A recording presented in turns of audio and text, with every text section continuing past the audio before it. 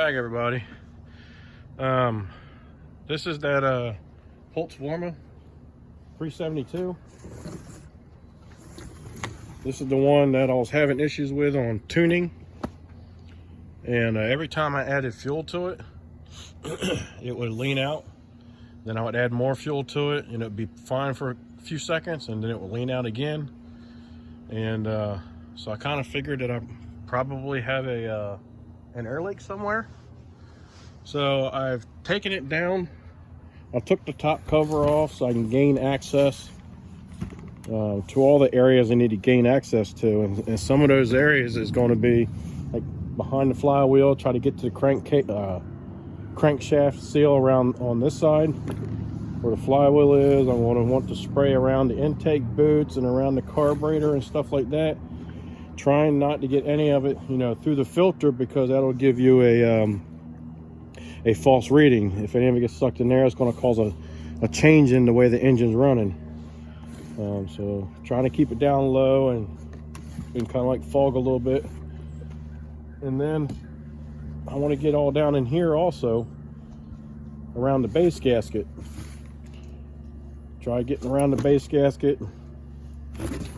And then I pulled the clutch assembly off also, so I can gain access to the crankshaft seal that's on this side. So we're going to fire this thing up. We're going to let it warm up a little bit. And because it's going to act differently cold than it is warm, a lot of times you won't find an air leak when it's cold, because everything is kind of nice and tight around the shaft and stuff like that. It's when things warm up, they start to expand and create gaps. So we're going to fire it up. Let me grab a screwdriver real quick. I've got, I haven't counted them, but maybe, I'm going to guess 3 turns on that idle circuit. Let's see what we do have. See how far it's open right now. And this is the idle circuit.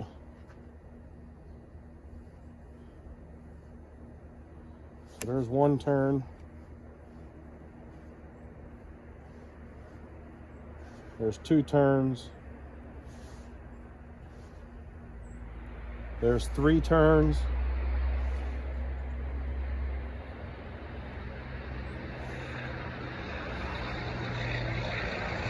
That's 4 turns. About 4 1/4 turns. That's way too much. Should only have maybe 1 1/2 turns or something like that. So there's obviously something going on. I'm feeding that much fuel to it to try to get it to run properly. So I'm going to go ahead and turn this back out to the 4 turns, because I know it'll at least run decent. We'll go with 3 right now. That's about 3 1/4 turns. And we'll start with that, see if this thing will start up and run. Excuse me. So far, this stop switch has been holding up. So, all right. Here we go. Do some choke. Ooh.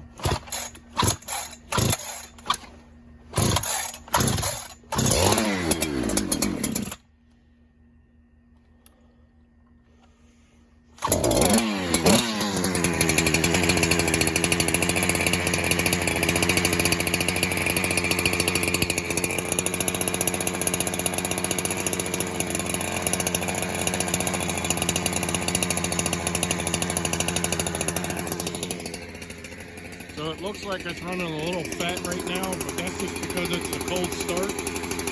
And there is no air leak right now because everything's nice and tight. As that thing starts to warm up, it's going to lean out.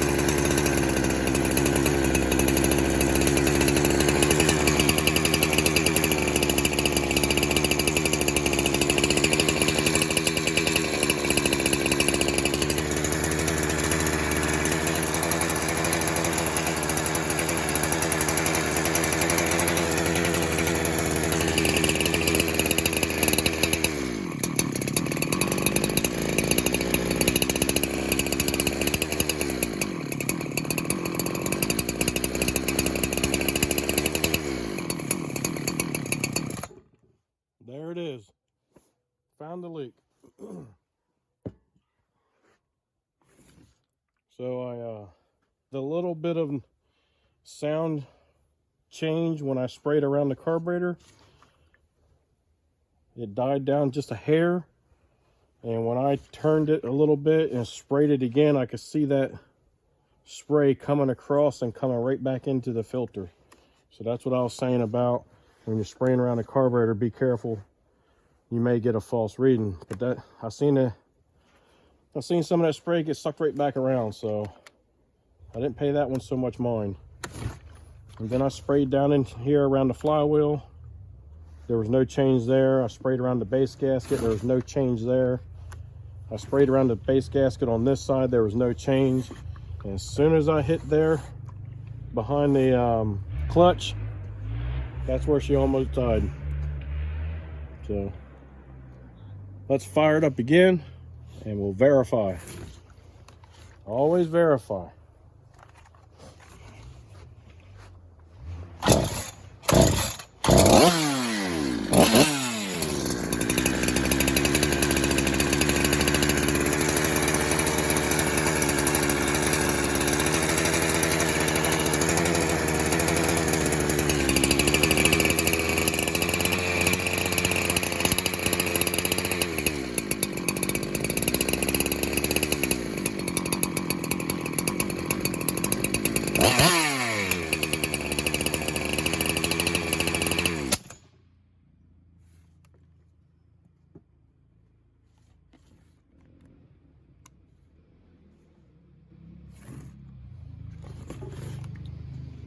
All right, so there we go.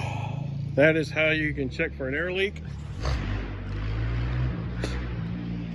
And now that we know where it's at, we can go ahead and get the parts here. At lunchtime today, I was looking around for a gasket kit. I believe I found one. And so I'm gonna go ahead and get that ordered and get it coming. When I go to replace these seals, I'll show you what I do to get those seals replaced. See you on the next time. Give me a thumbs up. Subscribe. Send me some comments. Be kind. Help people when you can.